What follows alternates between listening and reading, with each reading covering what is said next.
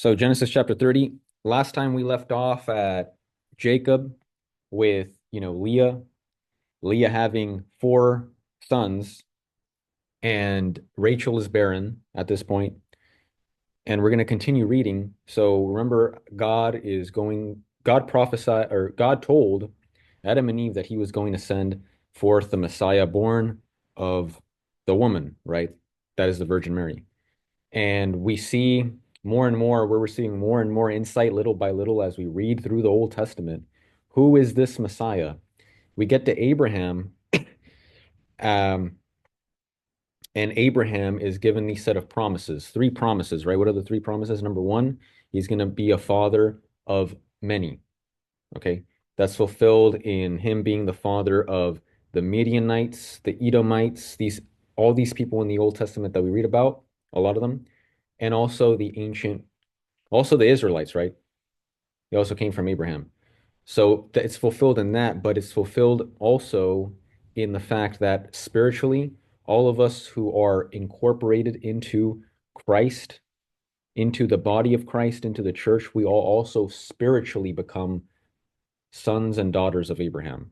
So we're all his children spiritually as well because we receive the benefits of the promises that was given to him. Okay. And then number two, he becomes a blessing to many nations. And the blessing to many nations that is fulfilled in the Lord Jesus Christ, who died for the sins of the whole world. Okay.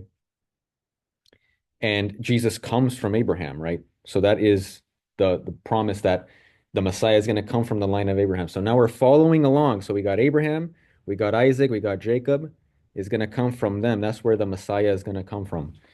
And so we have that second promise, and the third promise is the promise of land, right? Land given to his descendants, to his descendants, right? And yes, and we see that is going to be fulfilled later on when they receive the land of Canaan. But this has been fulfilled now in the person of Jesus Christ. How? Because he's opened up for us a new promised land, heaven. Okay, heaven.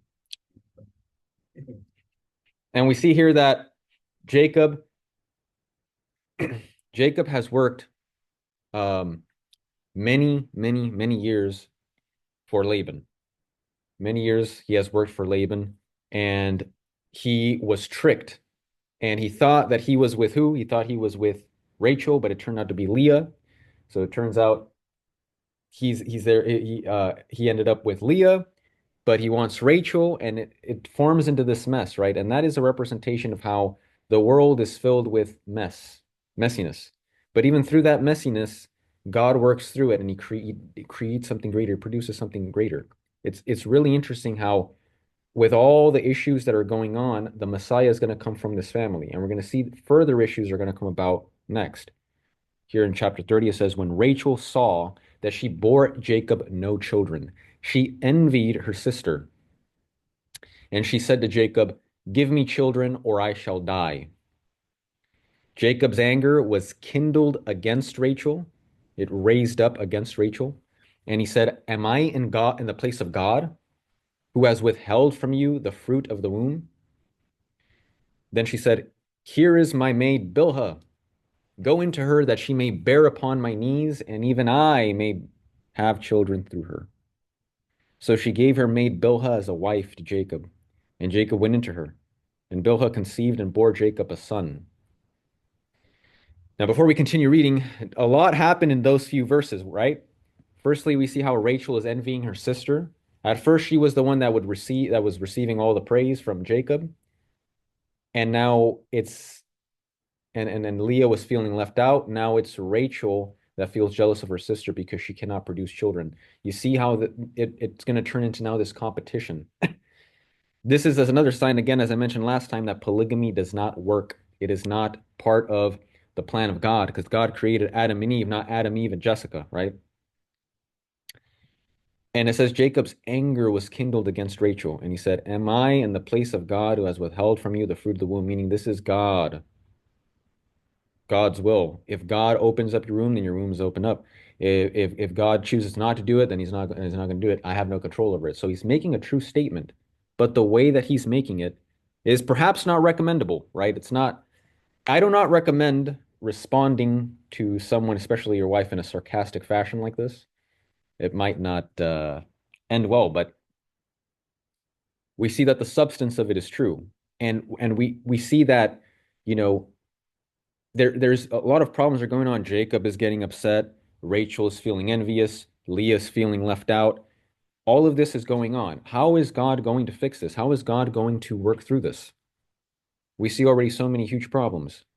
It says then this is what Rachel decided to do. Rather than being patient and saying, okay, you're right. You know what? I'm going to wait on the Lord. Let's see when the Lord, by his providence, makes a child for me. No, instead she says, hey, look, surrogate motherhood, which back in those times, this is how they would do it. Take someone else, they're going to have the child for me. And so that's what ended up happening. Jacob ended up marrying Bilhah for the purpose of what? Bearing children for Rachel. And then after this happened, Rachel said, God has judged me and has also heard my voice and given me a son. Therefore, she called his name Dan, which means judge. That's why the name Daniel means God is my judge. Daniel, God is my judge. Because you got Dan, which means judge. Dani, that means my judge. And then El means God. God is my judge. Rachel's maid, Bilhah, conceived again and bore Jacob a second son. Then Rachel said, with mighty wrestlings I have wrestled with my sister and have prevailed. You see the competition? It's like a competition. Yes, I am producing children. I'm going to beat my sister in this. So she called his name Naphtali. Okay. When Leah saw that she had ceased bearing children, so Leah, remember from the last chapter that we read, she stopped bearing children for the moment. She took her maid Zilpah and gave her to Jacob as a wife also. So she took her maid servant Zilpah and is doing the same thing that Rachel did with Bilhah. What Rachel did to Bilhah, now Leah is doing that to Zilpah. So notice she's noticing the competition and she's saying, yes, I'm in on it, right? Then Leah's maid Zilpah bore Jacob a son. And Leah said, good fortune, or how fortunate, right? So she called his name Gad. Leah's maid Zilpah bore Jacob a second son. And Leah said, happy am I, for the woman will call me happy. So she called his name Asher, right? And so here's the thing. These maidservants are producing children for Leah and Rachel. That's why, what did Rachel say? She will give birth on my knees. What does that mean? That is an idiom. It doesn't literally mean that she's going to give birth on her knees, right? What it means is I will get the baby and accept the baby as mine. Okay. In ancient times, that's what even fathers would do in these societies. They would take the child born and they would place the child on their lap as a sign that this is my child. I accept him or her as my child. In the days of wheat harvest, Reuben went out. So Reuben, who's Reuben? He's the oldest son of Jacob. He's the firstborn son of Leah. He went out and found mandrakes in the field. Mandrakes are essentially this herb. It's a root of a plant. And he brought them to his mother Leah. Now, here's the thing about mandrakes is that it was believed in those times to uh, cause arousal and also fertility. And so here we have Reuben, and he gave these mandrakes to his mother Leah. What is that a sign of? That he basically saying, I want my mother to win in this competition. I want her to have more children, so here's some mandrakes, mom. And it this is actually not true that it produces those effects. It's not going to increase fertility, it's not going to make her get pregnant. But you notice here how they want to have babies so bad. And they are in this state of desperation. Let's take a look at what is going to happen now. It says, then Rachel said to Leah, because she saw this, she said, give me, I pray, some of your son's mandrakes. So notice Reuben is not like, oh, here's mandrakes for everybody, children for everybody, yay. No, he is choosing his mom over everybody else. Another sign of how bad polygamy is, because he sees the competition and he says, I'm going to do it for my mom. My mom is going to win this competition. Forget Rachel, right? And again, yet another problem with polygamy. It's also going to have an effect on the children. It says here, she said, "Give me some of your son's mandrakes. I pray." That means I ask, right? But she said to her, "Is it a small matter that you have taken away my husband? Would you take away my son's mandrakes also?" So notice, you know, the sarcasm, right? Again, just like in the beginning, we said, "Give me children or else I will die," which, by the way, remember that statement. Remember that statement when she said, "Give me children or I will die." Remember that statement because it's very it's very interesting how she ends up dying later on, Rachel, how she ends up passing away. So bear that in mind, that statement that she made. But here we have more sarcasm toward Rachel. You took away my husband, and now you're going to take away my son's mandrakes also? Rachel said, "Then he may lie with you tonight for your son's mandrakes." Meaning, look, Jacob, go ahead and take him. He may lie with you and just give me those mandrakes. So here we have in the background, Jacob is just being, used, tossed around like, here, you take him, and then like, what is going on, right? It's almost like, how could this be happening? How could this be a story in the Bible? But that is the how amazing God is, right? Even in the midst of this, God is actually going to be at work. God is at work. Even if we don't understand, like at the moment, how is any of this going to turn out good? How is any of this ever going to get, in accordance with God's will? So now we're at verse 16. It says, "When Jacob came from the field in the evening, Leah went out to meet him and said, 'You must come in to me, for I have hired you with my son's mandrake.'" So she said, "Yes, go ahead." And look at what she said, "I have hired you for my son's mandrakes," meaning I have given away my son's mandrakes. Now you owe me. You have to do this, right? So he lay with her that night, and God hearkened to Leah. So notice, God listened to Leah. And she conceived and bore Jacob a fifth son. Leah said, "God has given me my hire, my wages, because I gave my reward, because I gave my maid to my husband." So she called his name Issachar, the son that was born Issachar. That's where, so we have now the tribe of Dan, the tribe of Gad, the tribe of Naphtali, the tribe of Gad and Asher, and now we have the tribe of Issachar coming from this man Issachar.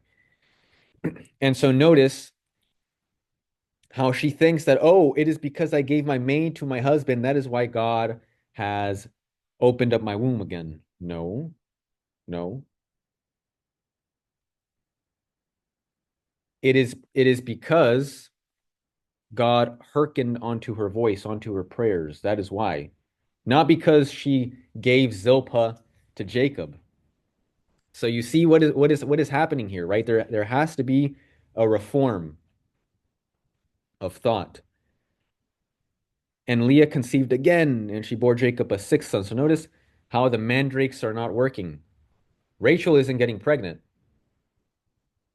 Who is the one that's getting pregnant? Leah. And so she bore Jacob a sixth son. Then Leah said, "God has endowed me with a good dowry. Now my husband will honor me because I have borne him six sons." So now she's thinking back in her old ways. Remember back when she was thinking, now my husband will love me. Now my husband will love me. Now my husband will love me because I keep producing children for him. And then eventually she gave up and she said, "You know what? Now I'm just going to praise God." Now she's going back into her old ways saying, "Yes, six children. Awesome. My husband will love me now, right?" So she called his name Zebulun. Afterward, she bore a daughter and called her name Dinah. Then God remembered Rachel, and God hearkened to her and opened her womb. He heard her prayers, right? Sometimes, even if you say a prayer, the prayer sort of lingers in God's presence, and God eventually answers it, right? Here's the thing. It says, "She conceived and bore a son and said, 'God has taken away my reproach.' So finally, she has born a child of her own from her own body. 'God has taken away Asaph, my reproach.' And she called his name Yosef, right? Which means to add, Joseph, saying, 'May the Lord add to me another son.'" So notice that the mindset of these individuals, what is it going to take in order for healing to take place? Well, we see here that we have just this little synopsis. We have um, um, Dan. Dan means judge, okay? And it comes from Dan Ani, which means it was basically referring to when Rachel said, God has judged me, right? Meaning that God has saw my situation and he has vindicated me, meaning that he has given me a child. Dan means he has vindicated me, basically, right? Now, who comes from the tribe of Dan? A famous person that comes from the tribe of Dan is actually Samson. Yeah. Naphtali means to wrestle, to struggle, right? That's why Rachel was saying, I have wrestled with my sister and I've prevailed, right? A famous Old Testament person that comes from the tribe of Naphtali is Tobit. Then we have the Gad. From him is the tribe of Gad, which means how fortunate, right? A famous person that comes from him is Bani in the Old Testament. Um, we'll read about this person later on. And then we have Asher, right? Which means I am happy, right? Happiness, right? People will call me happy. People will call me glad, right? A famous person, this is actually from the New Testament that comes from Asher. We find this in the book of the New Testament, the Gospel of Luke, Anna, the prophetess, right, who was in the temple when Jesus was presented in the temple, right? Then we have Issachar, which means my reward, or it's almost like a play on words because it sounds like my reward, and also I have hired you in Hebrew. But a famous person from the Old Testament who came from the tribe of Issachar, a famous person from the Old Testament who came from the tribe of Issachar was King Baasha. And you can read a story in 1 Kings chapter 15. Zebulun means he has bought me a precious gift. And there was a judge named Elon in the book of Judges, Judges chapter 12, verse 11. He was from the tribe of Zebulun. Now, it is true again, children are a gift from God. Psalm 127, verse 3. That's what it says. Children are a gift from God. Okay. But this is not going to fix the polygamous marriage, right? And and as I mentioned earlier, Joseph means may he add, right? And a famous person from that came from Joseph, a descendant of Joseph, is like the prophet Joshua, for example. Yeah. And now it's sort of like a play on words there because it says the word asaf, which means God has taken away my reproach, taken away asaf. May he add Joseph, right? It's like a play on words. This is later on is actually kind of prophetic to what's going to happen with Joseph. He's going to be taken away. And I'll explain why later when we get there. But he's going to be taken away and then he's going to be brought back. We'll talk more about that later on when we get there. But here's a chart, a helpful chart, I would say, that tells us about the 12 tribes of Israel. And in general, just the children that Jacob had. Here we have through Leah, Reuben, Simeon, Levi, Judah, Issachar, Zebulun, and Dinah. Dinah is the daughter, right? That they had. Yes, Dinah, right? You already Dinah? Yeah. Yeah. And then Jacob also had children through Zilpah. That's the maidservant of Leah. Gad and Asher. And then through Bilhah, Dan and Naphtali. That's the maidservant of Rachel, right? And then through Rachel, we have Joseph. Later on, we're going to have Benjamin. That's later on in chapter 35. Here, verse 25, it says, when Rachel had born Joseph, so Joseph was born, Jacob said to Laban, send me away that I may go to my own home and country, meaning the 7 years are done. I'm ready to leave. Give me my wives and my children for whom I have served you, and let me go, for you know the service which I have given you.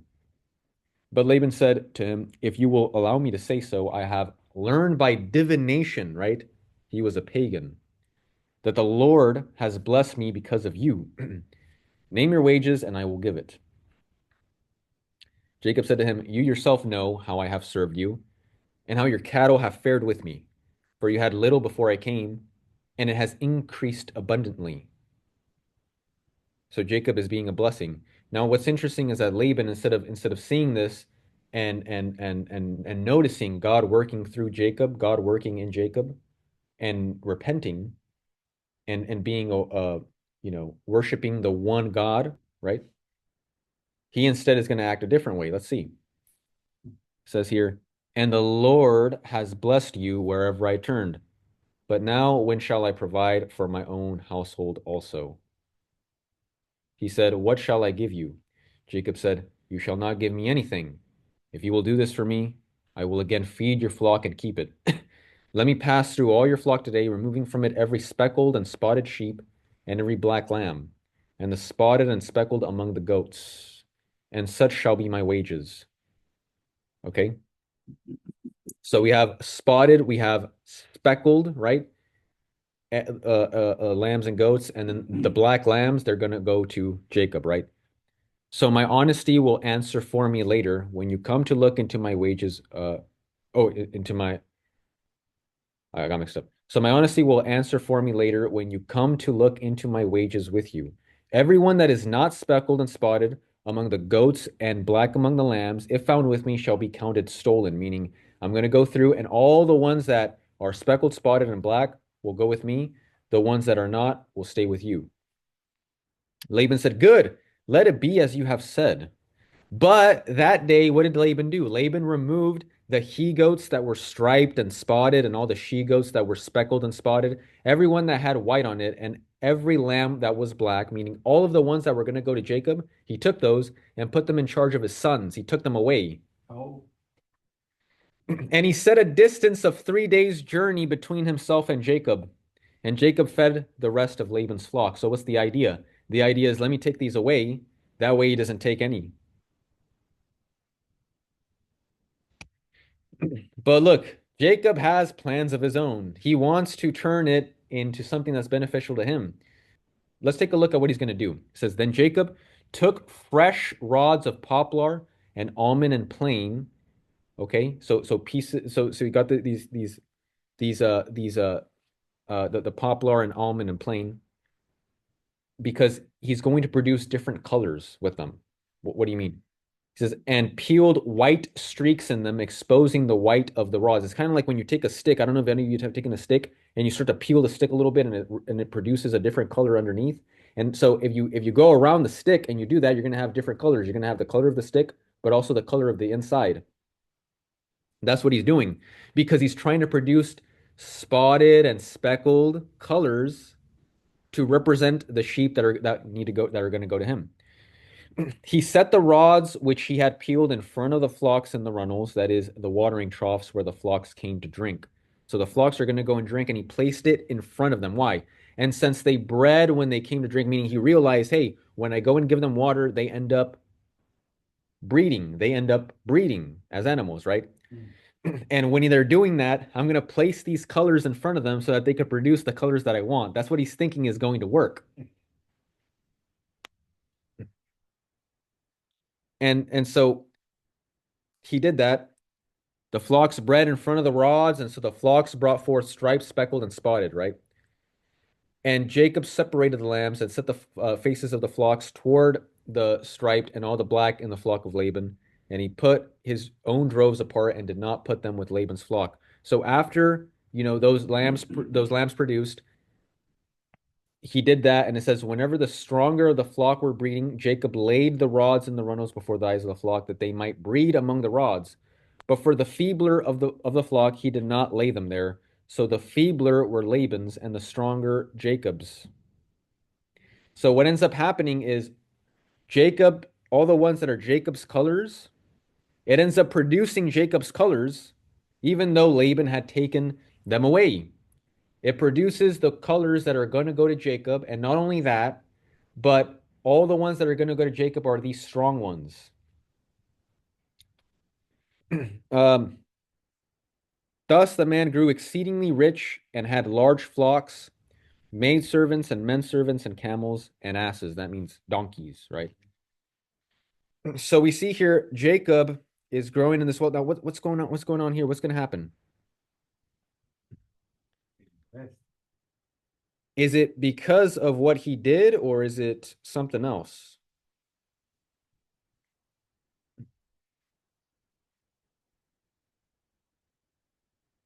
Before we answer that question,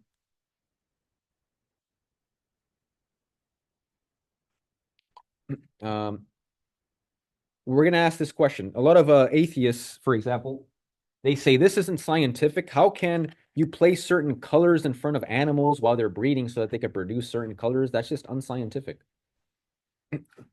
Where does in the Bible, it actually doesn't say that it happened because of those colors. The only thing that in this Bible translation, for example, that sounds like it is saying that is verse 39, where it says, the flocks bred in front of the rods, and so the flocks brought forth striped, speckled, and spotted. So that makes it sound like, oh, because he did this, that's why it happened, because of the word so in there. But in the Hebrew, it doesn't say so. It just says, and the flocks brought forth stripes, etc., right, etc. And so, what is the reason then that it produced the colors that Jacob wanted? We actually find out in the very next chapter. Now, Jacob heard that the sons of Laban were saying, Jacob has taken all that was our father's. So notice even the sons of Laban are not making Jacob feel welcome, right? Jacob heard the sons of Laban who were saying, Jacob has taken all that was our father's, and from was our father's, he has gained all this wealth. And Jacob saw that Laban did not regard him with favor as before. Then the Lord said to Jacob, return to the land of your fathers and to your kindred, to your family, to your relatives, and I will be with you. I will protect you along the way. So Jacob sent and called Rachel and Leah. So notice that Rebekah had told Jacob, "Go forth, go to the land of my brother, and then when Esau is no longer angry at you, then I will send forth a message so that you could come back." That message hasn't yet arrived. But God here is telling Jacob, go back to the land of your kindred. So Jacob sent and called Rachel and Leah into the field where his flock was, and said to them, I see that your father does not regard me with favor as he did before, but the God of my father has been with me. You know that I have served your father with all my strength. Yet your father has cheated me and changed my wages 10 times. But God did not permit him to harm me, right? If he said, the spotted shall be your wages, then all the flock bore spotted. And if he said, the striped shall be your wages, then all the flock bore striped. So God was here blessing Jacob, demonstrating his power, demonstrating his providence, and demonstrating the plans that he has for Jacob. Just like with us, God blesses us even though we're sinners, right? And God brings us to a state of grace. Thus, God has taken away the cattle of your father and given them to me. In the mating season of the flock, I lifted up my eyes and saw in a dream that the he goats which leaped upon the flock were striped, spotted, and mottled. So he's had in a dream, he saw this. Then the angel of God said to me, so who's speaking? The angel of God said to me in the dream, Jacob, and I said, here I am. Whenever it says here I am, pay very close attention. Something big is about to happen. And he said, lift up your eyes and see. All the goats that leap upon the flock are striped, spotted, and mottled. For I have seen all that Laban is doing to you. I am the God of Bethel, where you anointed a pillar and made a vow to me back in Genesis chapter 28. Now arise, go forth from this land and return to the land of your birth. So notice the angel of God appeared to him and he says, I am the God of Bethel. What does Bethel mean? It means house of God. Wait a minute. This angel here is saying that he's the God of the house of God. Remember, angel, malach in Hebrew, all it means is messenger. So here we have a messenger of God. So we have a distinction. This person is distinct from God, yet this person is God. How could you be distinct from God and God at the same time? We have the Trinity, guys. Father, Son, Holy Spirit, three distinct persons, one God. So who is this messenger sent forth from the Father with this message to Jacob? I am the God of the house of God. That's the Son of God. So the Son of God is speaking to Jacob, saying, I am the God of the house of God. Jesus, our Lord. Jesus, our Lord, right? Verse 14. Then Rachel and Leah answered him, is there any portion or inheritance left to us in our father's house? Right? They're asking this question. Is there any portion or inheritance left to us in our father's house? Are we not regarded by him as foreigners? For he has sold us, right? And in fact, in Hebrew, it's the word maker, right? Which basically it can mean to sell. it could mean to give, it could mean also to betray. So it has that connotation of betrayal in this case, in this context. And he has been using up the money given for us. All the property which God has taken away from our father belongs to us and to our children. Now then, whatever God has said to you, do. So everybody's on board. Let's go. So Jacob arose and set his sons and his wives on camels, and he drove away all his livestock which he had gained, the cattle in his possession which he had acquired in Padan Aram, to go to the land of Canaan to his father Isaac. He's going home. Laban had gone to shear his sheep, right? He's shaving the sheep. And Rachel stole her father's household gods. Remember, he's a pagan, he worships many gods. And Rachel, because he wants to get back at his father, stole his household gods. And Jacob outwitted Laban, the Aramean, in that he did not tell him that he intended to flee. So he just left without saying goodbye. He fled with all that he had and arose and crossed the Euphrates and set his face toward the hill country of Gilead. When it was told to Laban on the third day that Jacob had fled, so notice this third day, the third day just keeps happening in the book of Genesis. He took his kinsman with him and pursued him for 7 days and followed close after him in the hill country of Gilead. But God came to Laban the Aramean in a dream by night and said to him, take heed that you say not a word to Jacob, either good or bad. Meaning, what is God saying? He's saying, go back. Now, is Laban going to listen to God? No. All of this that is happening to Laban is a sign to him that he needs to turn to the one true God. But he's not listening. Laban overtook Jacob. That means he arrived straight to Jacob. He caught up to him. Now Jacob had pitched his tent in the hill country, and Laban with his kinsmen encamped in the hill country of Gilead. And Laban said to Jacob, what have you done? What have you done that you have cheated me and carried away my daughters like captives of the sword? Why did you flee secretly and cheat me and did not tell me, so that I might have sent you away with mirth and songs with tambourine and lyre, meaning we'll do a goodbye party. We would have done a goodbye party, but you just left without saying anything.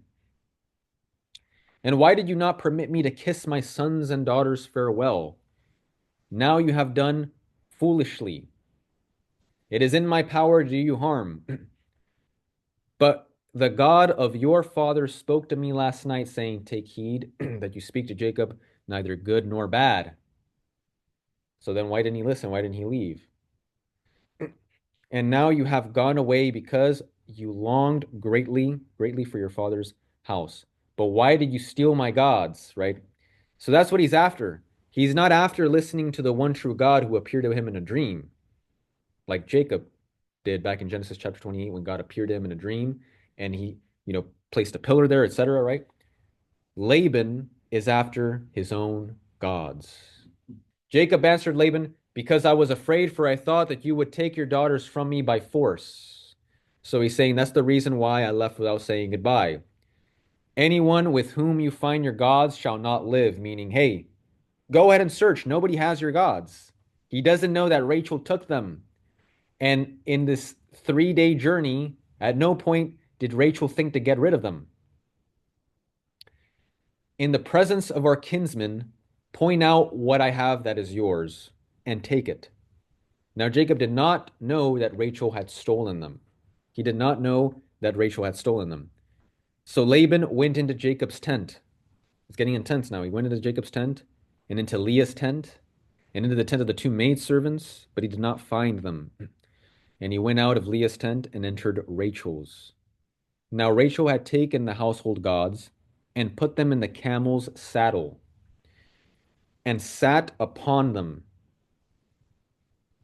Laban felt all about the tent, so he was looking very attentively, but did not find them. And she said to her father, let my lord be not let not my lord be angry that I cannot rise before you, meaning I cannot get up, for the way of women is upon me. Right? She's undergoing her days, right? Her monthly doohickey, right? And so she's saying, I cannot get up. So he searched, but did not find the household gods. Then Jacob became angry and upbraided Laban. Jacob said to Laban, what is my offense? What is my sin that you have hotly pursued me? Although you have felt through all my goods, what have you found of all your household goods? Set it here before my kinsmen and your kinsmen that they may decide between us two.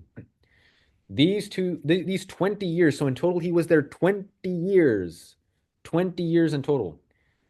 I have been with you. Your ewes and your she goats have not miscarried. So for 20 years, not a single one of his animals died in the womb. That's a miraculous sign. That should have caused Laban to turn to God, right? And he says, and I have not eaten the rams of your flocks. That which was torn by wild beasts, I did not bring to you. I bore the loss of it myself. Of my hand you required it, whether stolen by day or stolen by night, because in those times, if you were a worker and you were a shepherder of somebody, you were a shepherd of somebody's flock. If the flock was, let's say, eaten by an animal at night, you were not responsible. But if it was during the day when you're supposed to be watching them, then you were responsible. But in this case, Jacob had to basically pay for it, whether it was day or whether it was night. Thus I was. By day the heat consumed me. By day the heat consumed me, and the cold by night, and my sleep fled from my eyes because he was very busy being overworked. These 20 years I've been in your house. I served you 14 years for your two daughters and 6 years for your flock, and you have changed my wages 10 times. If the God of my father, the God of my father, the God of Abraham, the fear of Isaac, aka the God of Isaac. Why does it say that? The fear of Isaac. That's another way of saying the God of Isaac. If God had not been by my side, surely now you would have sent me away empty handed. God saw my affliction and the labor of my hands and rebuked you last night. Then Laban answered and said to Jacob, the daughters are my daughters, the children are my children, the flocks are my flocks, and all that you see is mine. But what can I do this day to these my daughters or to their children whom they have borne? Meaning, why would I do anything to harm them? Come now, let us make a covenant, you and I, and let it be a witness between you and me. So Jacob took a stone and set up as a pillar. And Jacob said to his kinsmen, gather stones. And they took stones and made a heap, and they ate there by the heap. Laban called it Jagar Sahadutha, right, which is Aramaic. But Jacob called it Galid, so they gave it a name. Laban said, this heap is a witness between you and me today. Therefore he said, therefore he named it Galid, and the pillar Mizpah. Okay. For he said, why did he name it this? Because he said, the Lord watch between you and me when we are absent one from the other. If you ill treat my daughters, or if you take wives besides my daughters, if you take wives besides my daughters, although no man is with us, remember, God is witness between you and me. Now, that should be the mindset of Laban at all times. But it sounds like he's using this simply to make sure that Jacob doesn't do something that he doesn't want him to do against his daughters, right? Then Laban said to Jacob, see this heap and the pillar which I have set between you and me. Between you and me, this heap is a witness, and the pillar is a witness that I will not pass over this heap to you, and you will not pass over this heap and this pillar to me for harm. The God of Abraham and the God of Nahor, the God of their father, judge between us. So Jacob swore by the fear of his father Isaac, by the God of his father Isaac. And Jacob offered a sacrifice on the mountain and called his kinsmen to eat bread. And they ate bread and tarried all night on the mountain. Early in the morning, Laban arose and kissed his grandchildren and his daughters and blessed them. Then he departed and returned home. So that whole thing with Laban is now over with. Jacob is now ready to return home, but there's one more issue that he has to deal with, which is his brother Esau. Remember how his brother Esau wanted to kill him? It says here, Jacob went on his way, and the angels of God met him.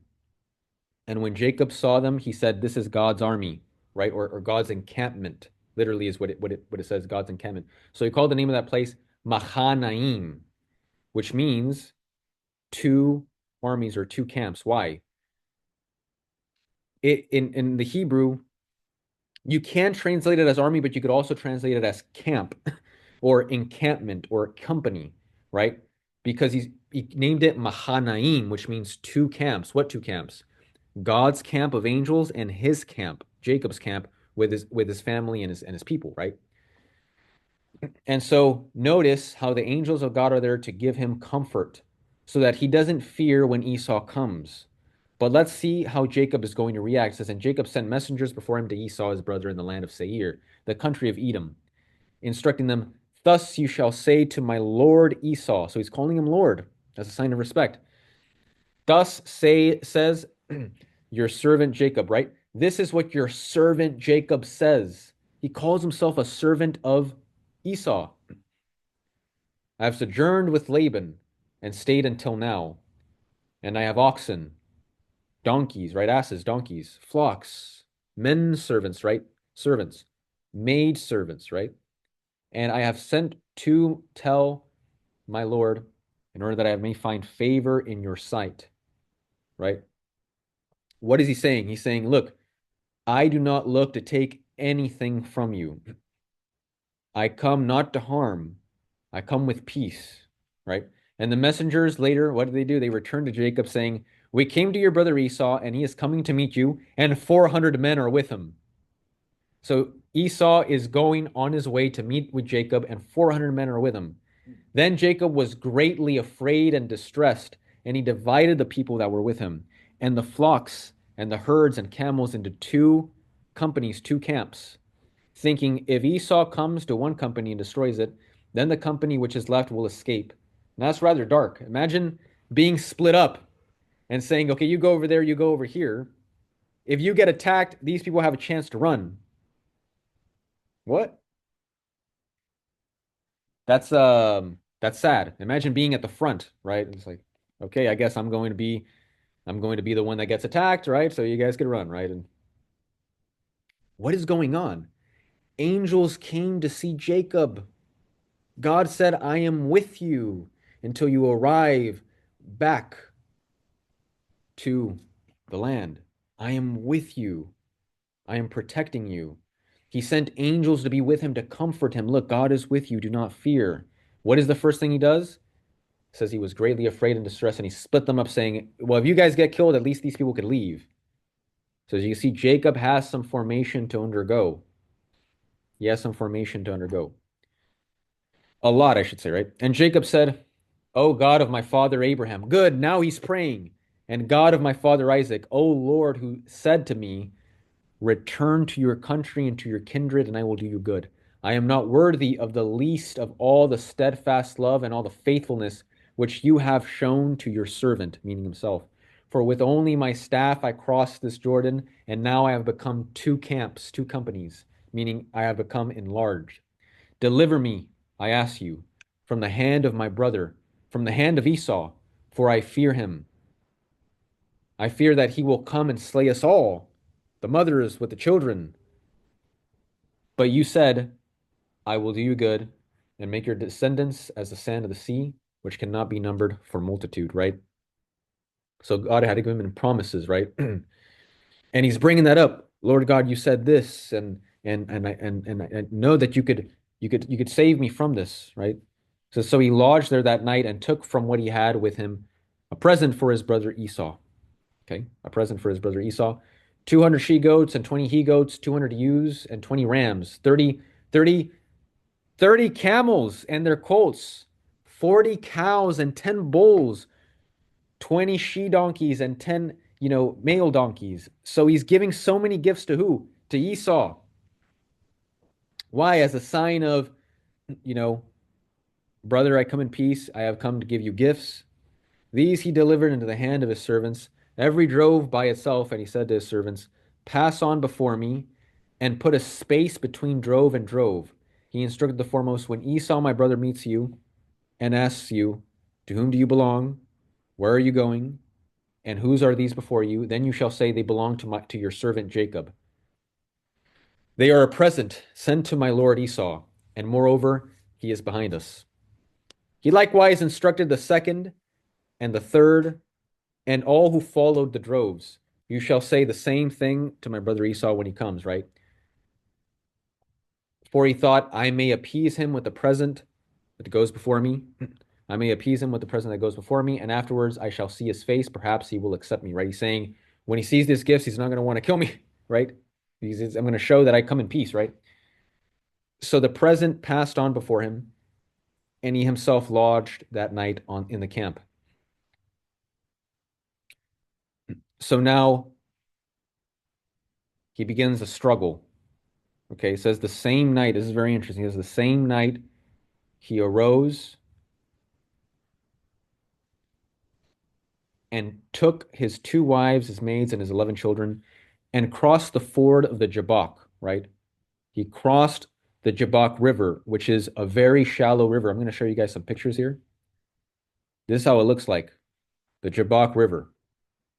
It's these shallow waters that they crossed over, okay? Shallow waters, right?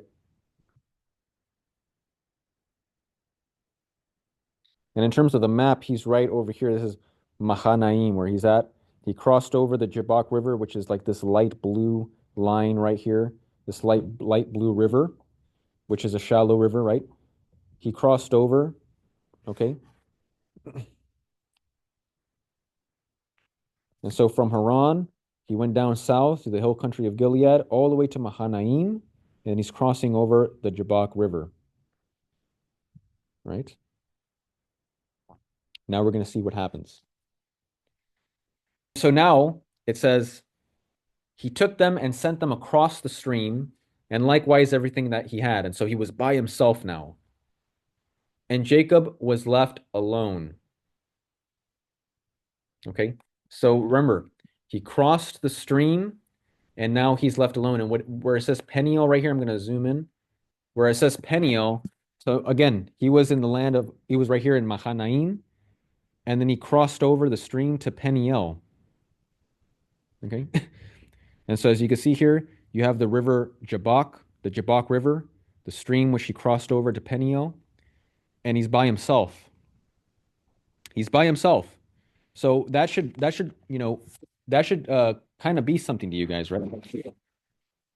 What do you think of, him being by himself? You're probably gonna think of prayer, right? Look at what happens here. It says, and Jacob was left alone, and a man wrestled with him until the breaking of the day.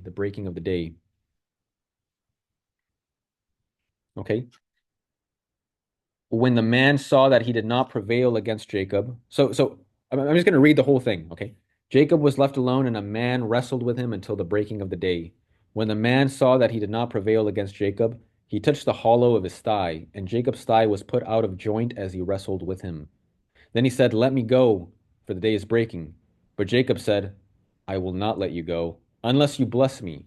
And he said to him, what is your name? And he said, Jacob.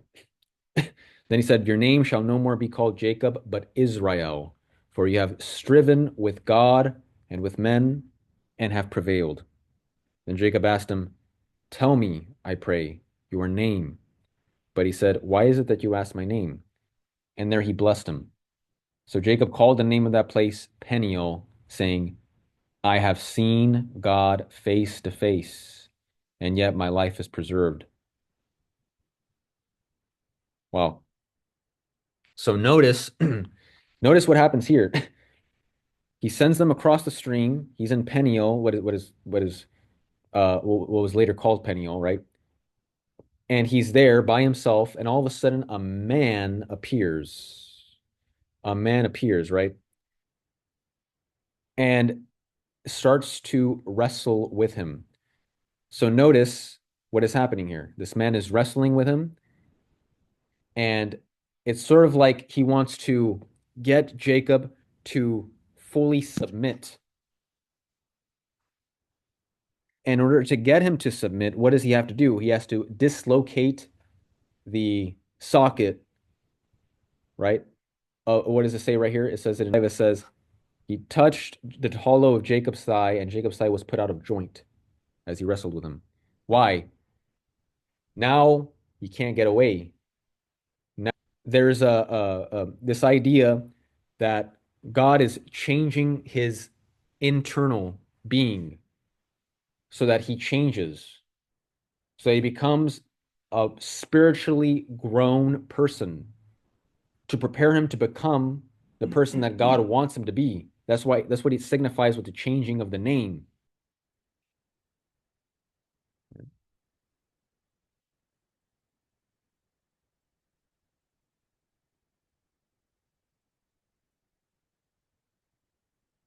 Notice that we're going to read it again. It says, Jacob was left alone, and a man wrestled with him until the breaking of the day. When the man saw that he did not prevail against Jacob, that means when it seemed like there was a stalemate, he touched the hollow of his thigh. This represents the power of this man. This isn't just some ordinary man. This is someone with a highly spiritual power. Simply by touching can dislocate a thigh. And then it says, and then notice what he says. He says, let me go. So he knows exactly what he has to do in order to get Jacob to cry out for a blessing in this way, in this changed way, in order to get him to change. It says here, let me go, for the day is breaking, right? What does that mean? That means the light is coming out. It's time for me to go. This has a huge significance. The light coming out represents the light of God. But in order for the light of God to shine in this context, in this circumstance that we're going to read about, Jacob is going to call out for a blessing. He says, I will not let you go until you bless me. So notice that he's holding on for dear life. Even with this dislocated socket, he's still holding on for dear life because he wants that blessing. Notice we already see how much Jacob is grown spiritually. Okay. And then he said, what is your name? He said, Jacob. Then he said, your name shall no more be called Jacob, but Israel, right? Later on, we're going to see that he's still called Jacob. He's still called Jacob by people. He's still called Jacob by God. He's still called Jacob by um, the Moses. So what's going on? Did God lie? No. This is basically a way that God is saying, you will no longer only be called Jacob, but I'm going to add to you another name, Israel, right? Which means wrestles with God, right? It also has the implication of prince of God. But in order for you to become a prince, I need you to undergo a process of change, a process of undergoing great faith, a process of, through this dislocated socket, crying out for a blessing. Jacob said, after he received this blessing, he says, tell me, what is your name? Right? But he said, why is it that you asked my name? So he didn't answer him. This is the same thing that we're going to read about later on when we get to Judges chapter 13. It was none other than the Son of God, Jesus Christ. This also, it's obviously, when it says in the verse, what is it? When it's in verse 25, where it says, when the man saw that he did not prevail against Jacob, it's not saying that, oh, he's powerless before Jacob. That's not what it's saying at all. It's saying that he's going to do something in order to cause something in Jacob to turn him into Israel, okay? Prince of God, or he who uh, um, wrestles with God, right? And so it's obviously a spiritually strong being. Notice the reaction of Jacob after this interaction. He says, I have seen God face to face and I remain alive. So he's called what? God. Notice what he says in response to Jacob now when Jacob says, what is your name? He says, why do you ask me my name? In other words, he says, He says, you cannot comprehend my name. I'm incomprehensible is what God is. It was essentially what this person is saying. I am incomprehensible. Okay. Because remember, names have a significance in the Old Testament. It's not just like a proper name, like, okay, yeah, your name is, your name is John, your name is, it's just like a, proper name. Oh, I like this name, so I'm naming my son this or I'm naming my daughter that. It has a significance. It represents a role. It could even talk about our nature, right? Who we are. So when he says, what is your name? He's saying, my nature is incomprehensible. In Judges 13:18, it says that the angel of the Lord, and remember, angel just means messenger. Angel just means messenger. This messenger of God appeared to the parents of Samson and devoured the sacrifice that they offered. And when they saw the angel of the Lord, when they saw the messenger of God, they said, we're going to die because we have seen God. So this messenger is God. It's the Son of God. And he's called messenger because why? Because he's sent forth by the Father with this mission, right?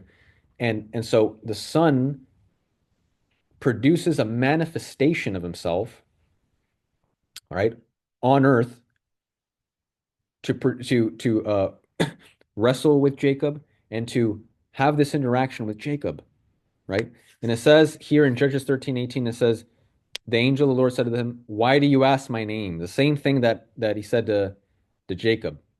Seeing it is wonderful. And in fact, in Hebrew, that term wonderful means basically incomprehensible, above understanding, referring to the nature, my nature, who I am, is incomprehensible. So we notice that this is God, the Son of God, right? You saw him face to face.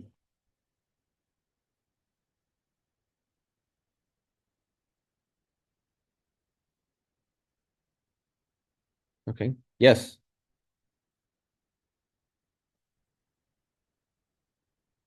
So he asked him his name, Jacob, which means supplanter, to bring into remembrance his name, right? Supplanter. And so he says, your name is Israel because of this interaction that just took place. And it says here, the sun rose upon him as he passed Penuel. Penuel means turn to God. So what does this signify? That with this interaction, it calls forth a turning to God. Turn to God. It represents the great